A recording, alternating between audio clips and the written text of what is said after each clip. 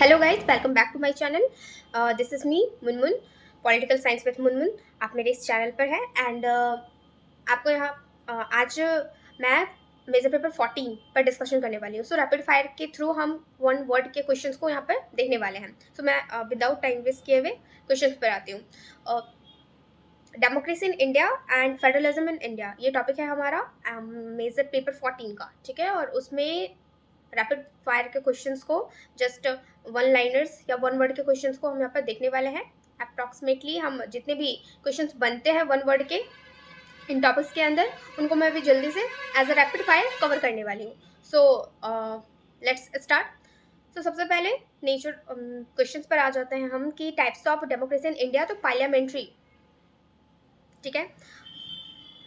Types of democracy in India, that is parliamentary. Source of Indian democracy, that is constitution. Article ensuring equality, that is article 14, जो equality की बात करता है, that is article 14। And ये one words question है, ठीक है। So as a rapid fire मैं आपको बताते जा रही हूँ।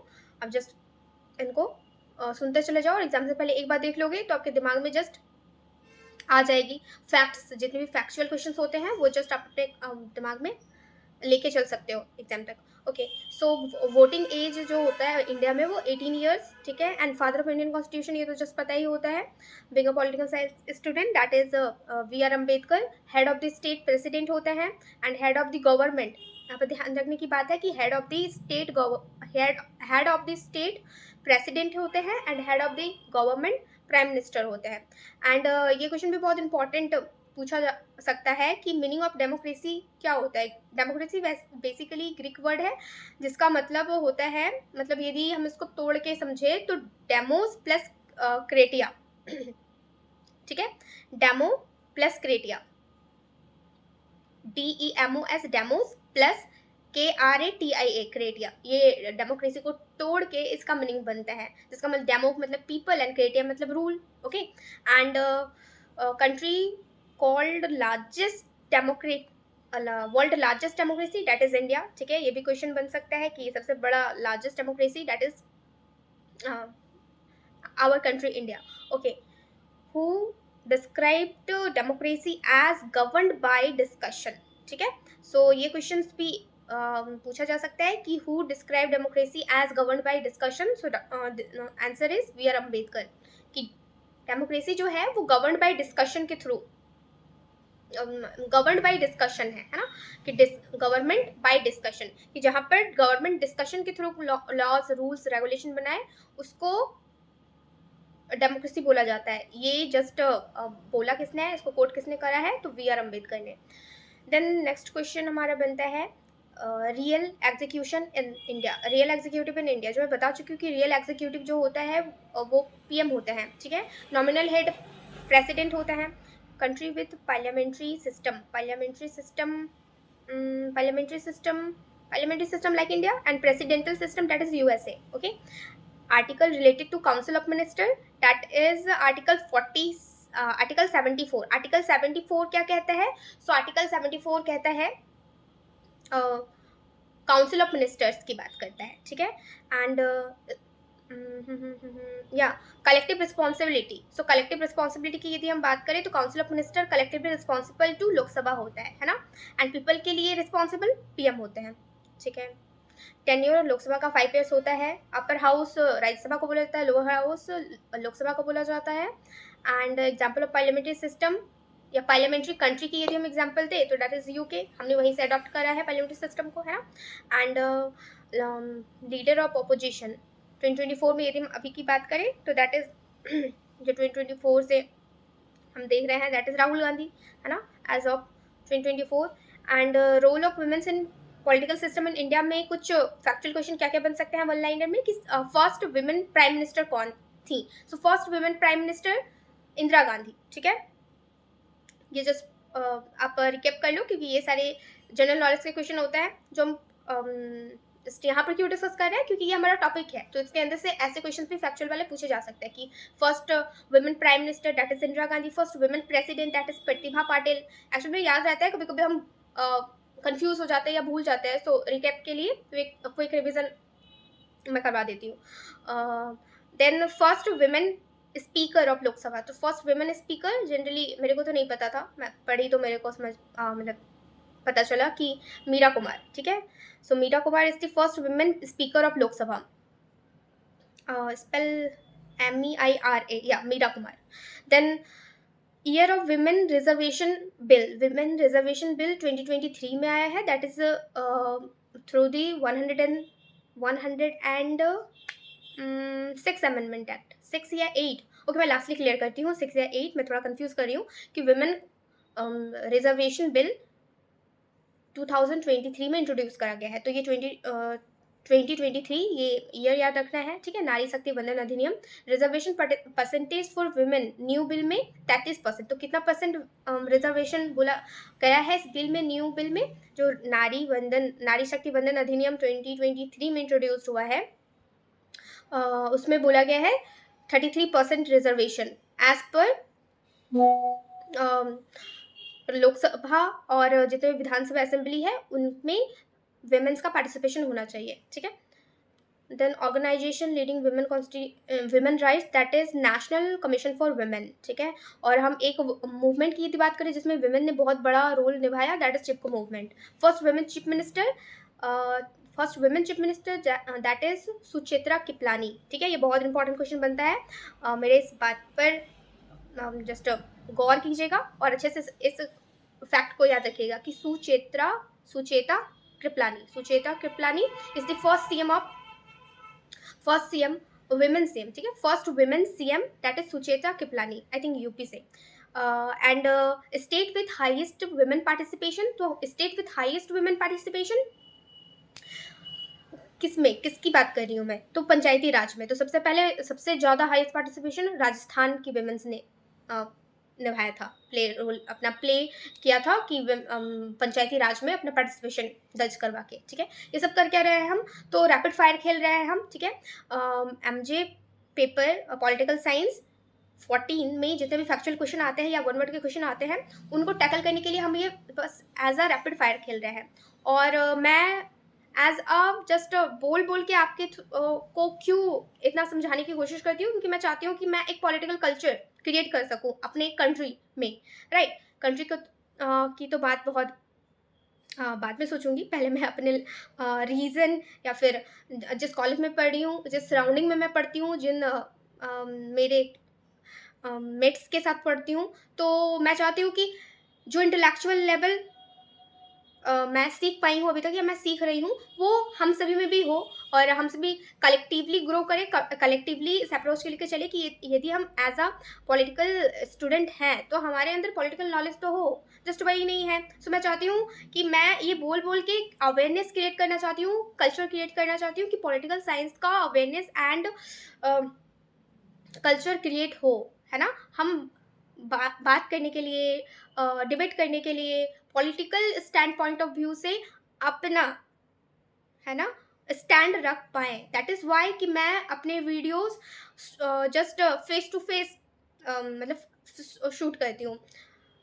मैं चाहूँ तो नोट्स शेयर कर सकती हूँ, मैं वो सब भी करूँगी जब मेरे को लगे कि या इट इज़ इम्पॉर्टेंट। सो मैं अभी आपको ऐसे इंट्रोड्यूस इसलिए कर रही हूँ या फेस थ्रू सारी चीज़ें इसलिए डिस्कशन करती हूँ, मैं चाहती हूँ कि कल्चर बने, एक वो माहौल में क्रिएट कर सकूँ अपने लेवल पर कि जितने भी हम गर्ल्स एज अ हम जैसे कि हम वुमेंस कॉलेज में पढ़ते हैं तो हमारे अंदर वो क्षमता, वो कैपेबिलिटी डेवलप हो कि हम अपना thought process as a political science student रख सके, अपना स्टैंड रख सके कि हमारा पॉइंट ऑफ व्यू क्या है। सो या मेरे भी वीडियोस में कुछ गलतियां होती है, जैसे पिछले दिन ही मेरी एक फ्रेंड ने रेक्टिफाई करा मेरे को कि तुमने कुछ थोड़ा सा गलत डाला है, तो मैंने बोला यार मेरी गलती है।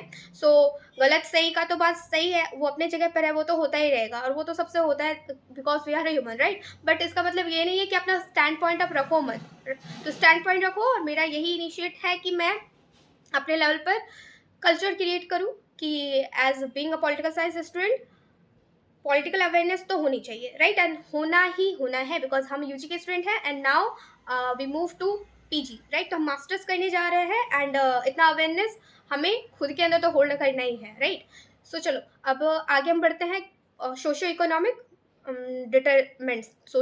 डिटरमेंट्स caste and religion related.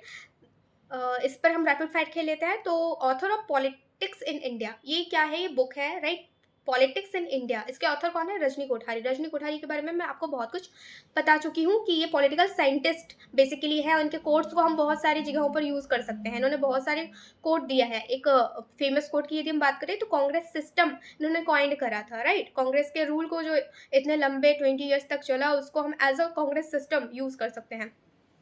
Then commission for background classes, backward classes. So ये कमीशन के बारे में भी मैं अपने क्वेश्चन आंसर्स के वीडियोस में डिस्कस कर चुकी हूँ कि बैकवर्ड क्लासेस के लिए कौन सी कमेटी बनी, तो that is Mandal commission, right, Mandal commission. OBC classes के आवाज को उठाने के लिए ये कमेटी बनी थी। एंड ईयर कब बना था, इसने अपना year of Mandal commission report, इसने अपना रिपोर्ट दिया कब, तो ये बहुत इंपॉर्टेंट क्वेश्चन बनता है कि इसने अपना रिपोर्ट 1980 में दिया था, ठीक है, 1980, ओके। एंड बेसिकली किस की बेसिस ऑफ रिजर्वेशन, तो कास्ट बेसिस था, है ना। किस लिए था, ये कमेटी आई क्यों थी, तो कास्ट बेस रिजर्वेशन के लिए। Policy promoting religion naturality, that is secularism. या हमारे कंट्री में सेक्युलरिज्म ही चलता है। एंड प्रीएम्बल ऑफ इंडिया में यही मेंशन है कि we are the secular state, secular country, right. That is means हमारा कोई अपना कंट्री का रिलीजन नहीं होगा, right. Then term for religion based politics, ये इंपॉर्टेंट में से नहीं है, या इंपॉर्टेंट में अब ये आता है कि टर्म वोट बैंक पॉलिटिक्स। ये इंपॉर्टेंट क्वेश्चन यहाँ भी बन सकता है कि टर्म वोट बैंक पॉलिटिक्स किसने टर्म करा, वोट बैंक पॉलिटिक्स, राइट, तो दैट इज रजनी कोठारी। याद रखना, ये सब क्वेश्चन बहुत इंपॉर्टेंट बनता है कि वोट बैंक पॉलिटिक्स टर्म किसने कॉइन करा, तो टर्म्स कॉइन किसने करा, ये सब क्वेश्चन मैं पहले भी बता चुकी हूँ। ऐसे क्वेश्चन आ चुके हैं एग्जाम में, और ऐसे क्वेश्चन इंपॉर्टेंट भी खुद में रहते हैं। सो रजनी कोठारी ने। And article which guarantee religious freedom, तो रिलीजियस फ्रीडम के लिए हमारे इंडियन कॉन्स्टिट्यूशन का आर्टिकल कौन सा है, दैट इज आर्टिकल 25, ठीक है। मेरे इस वीडियो को आप 2-3 बार सुन सकते हो, ये सारे फैक्ट आपके दिमाग में बैठ जाएंगे। नाउ नेक्स्ट हम आ जाता है फेडरलिज्म इन इंडिया। तो इससे कुछ फैक्चुअल क्वेश्चन क्या बनता है, सबसे पहला तो who called India quasi federal, quasi federal किसने कहा, most important question. K C Wheare, KCWHEARE, K C Wheare called quasi federal, quasi federal, है ना। हमारी कंट्री पूरी फेडरल नहीं है, यूनिटरी टिल्ट है to the centre, so that is called K C Wheare called India as a quasi federal country, okay. And हमारा constitution में कौन सा आर्टिकल है जो आर्टिकल बात करता है यूनियन ऑफ स्टेट की, दैट इज आर्टिकल नंबर 1, ठीक है। आर्टिकल नंबर 1 क्या बात करता है कि India what is India, that is Bharat shall be a union of nation and shall be a union of not nation, ठीक है। यहाँ पर याद रखने की बात है कि नेशन नहीं, India that is Bharat shall be a union of state and that can be shared।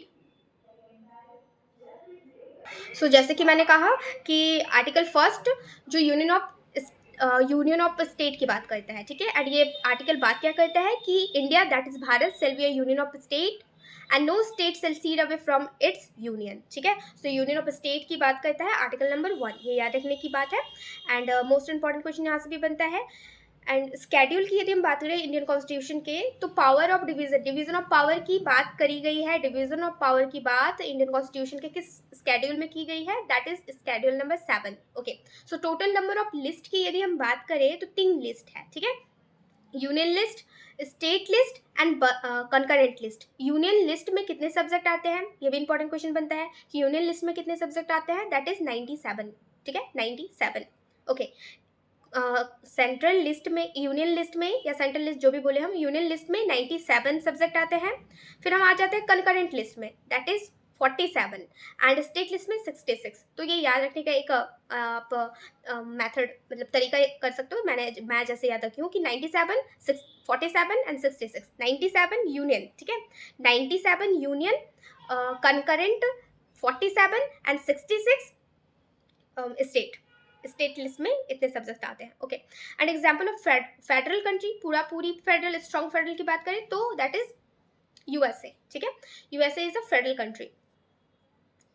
Then और क्या बन सकता है कि नीति आयोग, या फिर हम जितने भी अपने कंट्री पर नीति आयोग देख ले या फिर जीएसटी काउंसिल देख ले, ये सब कोऑपरेटिव फेडरलिज्म है। कोऑपरेटिव मतलब कॉपरेशन के साथ, फेडरलिज्म के भी बहुत से टाइप्स होते हैं, ये उन सारे टाइप्स में से कोऑपरेटिव फेडरलिज्म के टाइप्स में आता है, ठीक है।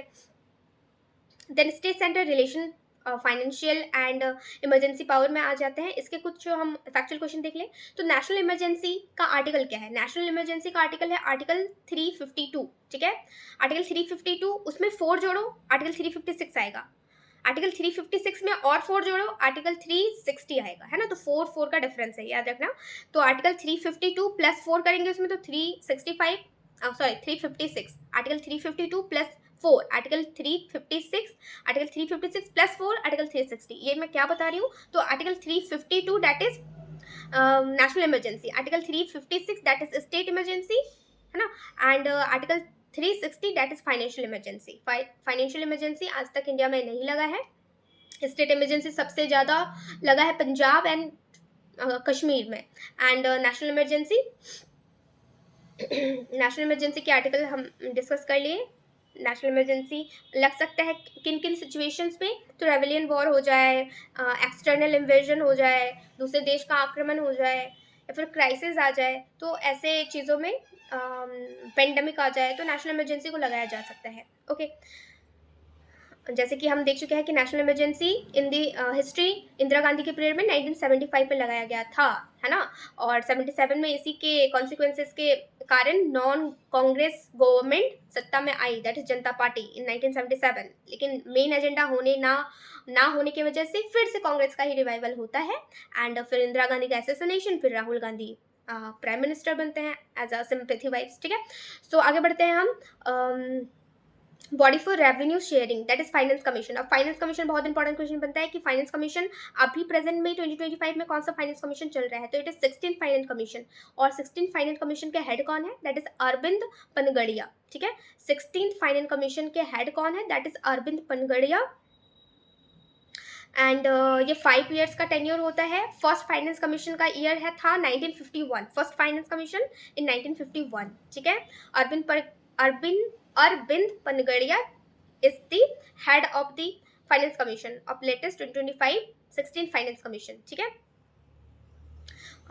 then GST introduced in 2000, GST system introduced in 2017 and GST council institution managing GST. या उसके बाद हम आ जाते हैं दूसरा टॉपिक, सरकारिया कमीशन रिपोर्ट। अब Sarkaria commission state centre relation के लिए कमिटी थी, है ना। तो सरकारिया कमीशन रिपोर्ट पर भी बहुत से क्वेश्चन बनते हैं कि स्टैब्लिशमेंट ईयर क्या था इसका? तो 1983, याद रखना ये क्वेश्चन बहुत इंपॉर्टेंट बनता है कि सरकारिया कमीशन का ईयर क्या था? 1983। रिपोर्ट इसने कब सबमिट किया? तो 1988 में, 1983 में ये फॉर्म हुआ, 1983 में फॉर्म हुआ, 1988 में इसने अपना रिपोर्ट दिया। चेयरपर्सन कौन थे इसके? चेयरमैन कौन थे? तो जस्टिस RS सरकारिया, ठीक है। जस्टिस RS सरकारिया, उन्हीं के नाम पर सरकारिया कमीशन ये नाम रखा गया है कमेटी का। देन टोटल रिकमेंडेशन इसने कितना दिया था? 24/7। ये 24/7 मैं क्या बता रही हूँ, अड्डा 24/7 नहीं, 24/7 मतलब 247। इसने टोटल 247 247 24/7 टोटल इसने रिकमेंडेशन दिया था, ठीक है। और ये किस टॉपिक पर रिलेटेड है? तो स्टेट सेंटर रिलेशन की ये बात करता है। और बेसिकली रिकमेंडेशन प्रिंसिपल इसने दिया क्या था? कोऑपरेटिव फेडरलिज्म पर। Governed should be non political ये होता है, ठीक है। Last resort for article 356 emergency, या इमरजेंसी आर्टिकल 356 जो प्रेसिडेंट रूल की बात करता है। इसने मिसयूज ऑफ प्रेसिडेंट रूल के बारे में भी बहुत से रिकमेंडेशन दिए हैं, ठीक है। एंड उसके बाद इस कमेटी के बाद इसका सक्सेसर कमेटी कौन आया? तो दैट इज पुंची कमेटी। ये भी स्टेट सेंटर के रिलेशन की बात करता है और ये फॉर्म होता है ईयर 2007 में, ठीक है, 2007 में। Okay, so regional party and federal system, regional party and federal process के टॉपिक पर आ जाए तो इससे क्या क्या इंपॉर्टेंट क्वेश्चन फैक्चुअल वाले बन सकते हैं? First major regional party, first major regional party that is DMK. DMK हम बात कर चुके हैं, है ना, पिछले वीडियोस में कि डीएमके दैट इज द्रविड़ मुनेत्रा खजागम जो तमिलनाडु की रीजनल पार्टी है, ठीक है। उसके बाद एक नया क्वेश्चन बन सकता है यहाँ से कि टीडीपी, है ना, तेलुगु देशम पार्टी, इसके हेड कौन है? तो तेलुगु देशम पार्टी के हेड कौन है?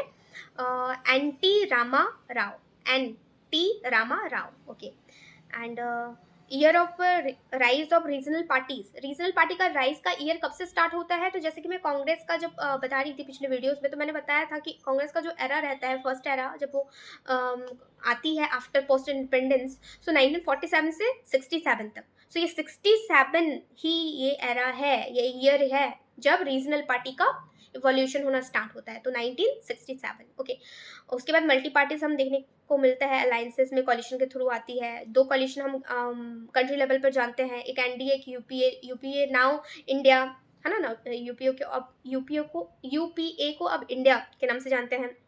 सो एनडीए जो बीजेपी का अलायंस बना था, एंड यूपीए जो कांग्रेस का अलायंस बनाया था, वो बना कब था? तो 1998 से 2004 के बीच में, इस टाइम फ्रेम में एनडीए का फॉर्मेशन हुआ था, है ना।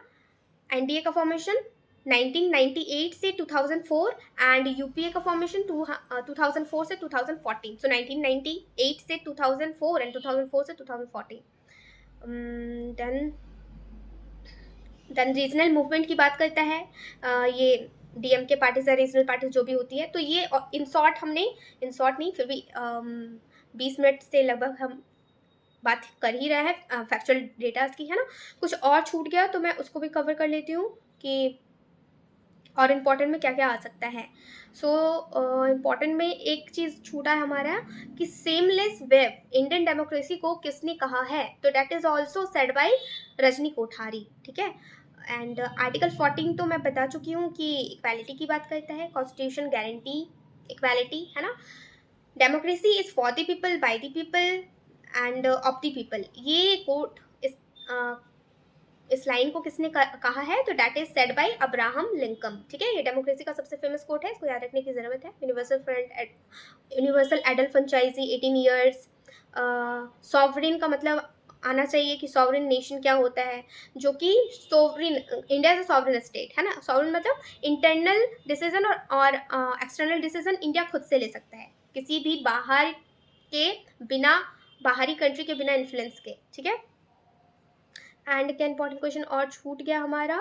सो हाँ, which article of the Indian constitution provide for parliamentary government? Parliamentary government की बात इंडियन कॉन्स्टिट्यूशन का कौन सा आर्टिकल करता है? तो that is article 74 and 75, article 74 and article 75।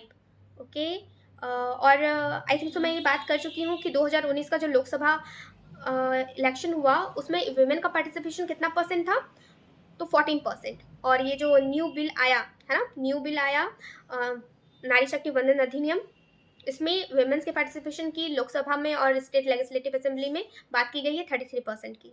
Okay, and या जो मैंने कहा था कि मैं वो क्लियर कर दूंगी कि नारी शक्ति वंदन अधिनियम किस अमेंडमेंट के थ्रू आया है, तो दैट इज 108 नहीं 106 अमेंडमेंट एक्ट, ठीक है।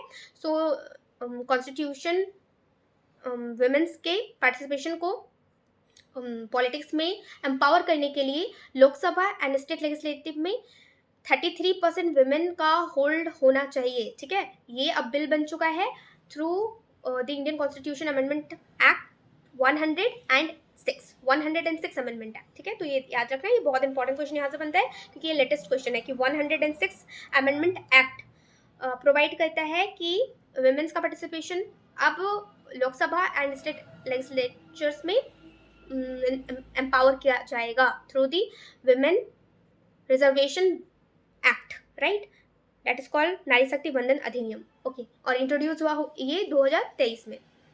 फर्स्ट वुमेन स्पीकर की बात कर चुकी हूँ मैं, women Lok Sabha speaker that is Meera Kumar. And और क्या इंपॉर्टेंट क्वेश्चन बन सकता है?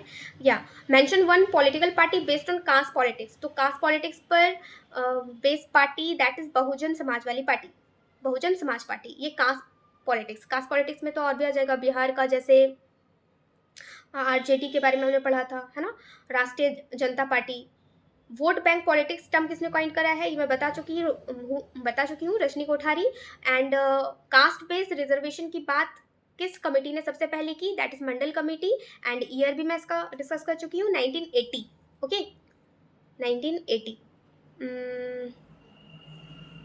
Then after KC Wheare, important question था जो मैं बोल चुकी हूँ। KC Wheare quasi federal India को कहते हैं, ठीक है। एंड इम्पॉर्टेंट में और क्या बन सकता है क्वेश्चंस। और हाँ, ये तो मैं डिस्कस कर ही चुकी हूँ कि टी.एन. रामाराव, ये टी.एन. रामाराव है ना, टी.एन. रामाराव जो है वो मिसयूज करने वाले पहले या पहला ही कह सकते हैं कि give an example of misuse of article 365, that is president rule के बारे में जो कहता है ना। सो टी.एन. रामाराव जो कि आंध्र प्रदेश के गवर्नमेंट में सीएम है थे, तो इन्होंने सबसे पहले बार क्या करा था, मिसयूज करा था प्रेसिडेंट रूल का। ठीक है, या सो मैं यहाँ पर डिस्कस क्या कर रही थी, मैं ये बता रही थी कि टी.एन. रामाराव जो कि तमिलनाडु के गवर्नमेंट थे, इसको प्रेसिडेंट रूल के तहत डिसमिस कर दिया गया था, और ये सबसे पहला एग्जाम्पल बनता है मिसयूज ऑफ प्रेसिडेंट रूल का। ठीक है, एंड 24/7 ही मैंने क्या बताया था, 24/7 मैंने बताया था सरकारिया कमीशन ने रिकमेंडेशन दिया था। आई कब थी सरकारिया कमीशन, 1983, एंड 1988 में इसने अपना रिपोर्ट सबमिट करा। हेड कौन थे, जस्टिस R.S. सरकारिया। एंड या ऑलमोस्ट हमने सारा डिस्कस जस्ट कर लिया है ना। So all the best and या बार्गेनिंग फेडरलिज्म। अब बार्गेनिंग फेडरलिज्म टर्म है, क्या होता है बार्गेनिंग फेडरलिज्म। सो बहुत डीपली जानने की ज़रूरत नहीं है। बार्गेनिंग फेडरलिज्म होता क्या है कि जहाँ पर state political point of view centre से नेगोशिएट करती है ना। स्टेट कहती है सेंटर से कि हमें कुछ बेनिफिट्स चाहिए फंड लेवल पर, पॉलिसी लेवल पर, तो वो हमको मिलना चाहिए, तो नेगोशिएशन की बात करता है जहाँ पर बार्गेनिंग की जाती है। ठीक है, that is called bargaining federalism. So ये कुछ टर्म है, डिफाइन के लिए भी आ सकता है वन वर्ड में, तो आप डिफाइन कर लेना। एंड या so all the best and best of luck कि फैक्चुअल क्वेश्चन को आप तैयार करो, और या अच्छे से अपना वन वर्ड वाले क्वेश्चंस को टैकल करो एग्जाम में। ठीक है, और लास्टली जाते जाते एक क्वेश्चन मैं बताते जाऊं कि government by discussion this term is defined by V.R. Ambedkar. हंसते रहिए, मुस्कुराते रहिए, और मेरे लेक्चर में जुड़ते रहिए, मेरे साथ पॉलिटिकल कल्चर क्रिएट करते रहिए। Thank you.